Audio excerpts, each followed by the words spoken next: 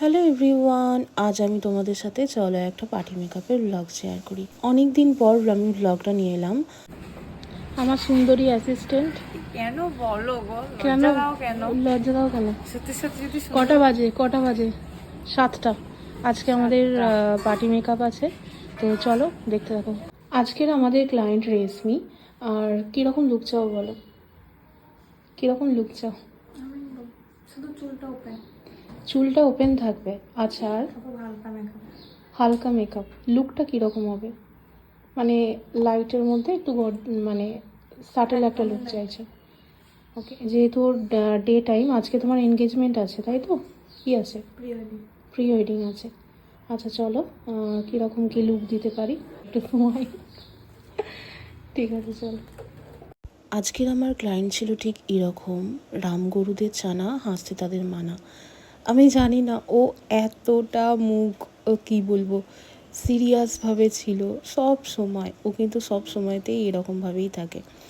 তো যাই হোক, মুখটা কিন্তু ভীষণ কিউট ছিল, ভীষণ মিষ্টি ছিল, যেন একটা রসগোল্লা টাইপ।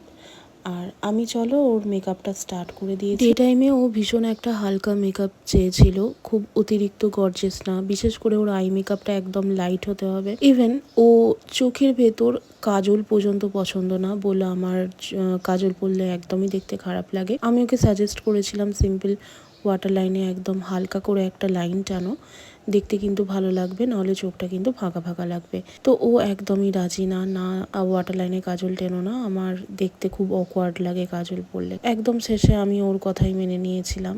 আর টিপ যেটা ছিল, আমি একদম ছোট্ট মেরুন টিপ পরাতে চেয়েছিলাম, পরালে হয়তো মুখটা আরও বেশি সুন্দর লাগতো, বা মেরুন টাইপের টিপ পরালে হয়তো আরও বেশি সুন্দর লাগতো, যেহেতু ওর মুখটা ছোট। তো ক্লায়েন্ট চয়েস আমাকে রাখতেই হয়। তো এই দেখো মেকআপ লুকটা অলরেডি ডান হয়ে গেছে। এরপর আমার অ্যাসিস্ট্যান্ট হেয়ারে ক্রিম্পিংটা করে দিল। এরপর আমি বাদবাকি হেয়ার স্টাইলটা কমপ্লিট করছি, ছোট ছোট করে কার্লস। আর আমি চেয়েছিলাম হেয়ারটাকে কিন্তু বান রাখতে, যেহেতু শাড়ির সঙ্গে, তো লাল শাড়ির সঙ্গে যদি চওড়া করে জুঁয়ের মালা দিয়ে, 7-8টা জুঁয়ের মালা দিয়ে যদি একটা সাবেকি টাইপের সাজ দেওয়া যেত, তাহলে মনে হয় একটু বেটার লাগতো। কিন্তু আমাকেও সাজেস্ট করেছিল আমাকে একটু ওপেন হেয়ারের মধ্যে করে দেবে, আমি একটু ওপেন হেয়ারের মধ্যে চাই। তো আজকে আমার ক্লায়েন্টের শ্যুট হবে স্টারক্রাফট স্টুডিওতে, শুভজিৎ দার স্টুডিওতে, যেটা আমি আগেও অনেক কাজ করেছি শুভজিৎ দার সাথে।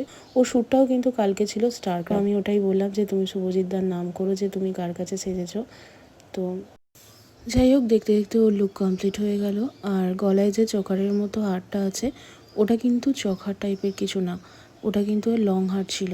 আর ওটা আমরা টেনে ছোট করে কিন্তু চকার টাইপের করে দিয়েছিলাম, না হলে ওর গলাটা ভীষণ খালি। একটা লং হার শুধু ছিল, লং হার শুধু পরিয়ে দিলে গলাটা ভীষণ ফাঁকা লাগছিল। আর এইভাবে ডিজাইন করে এই জুয়েলারিটা দেখতে যেন ওর লুকটা আরও বেশি সুন্দর লাগছিল। কেমন লাগছে অবশ্যই কমেন্ট করে জানাও। আর আজকের মতো ভিডিওটা এটুকুই, আবার দেখা হচ্ছে নেক্সট কোনো ভিডিওতে। খালি আমায় ফকির করার ধান্দা, আমাকে ফকির করে দিল আমাকে। খালি ফুচকা খাবো, এটা খাবো, ওটা খাবো। কাজ করলে হবে, খেতে তো হবে, নাহলে গায়ে যে বল পাবো কোথায়?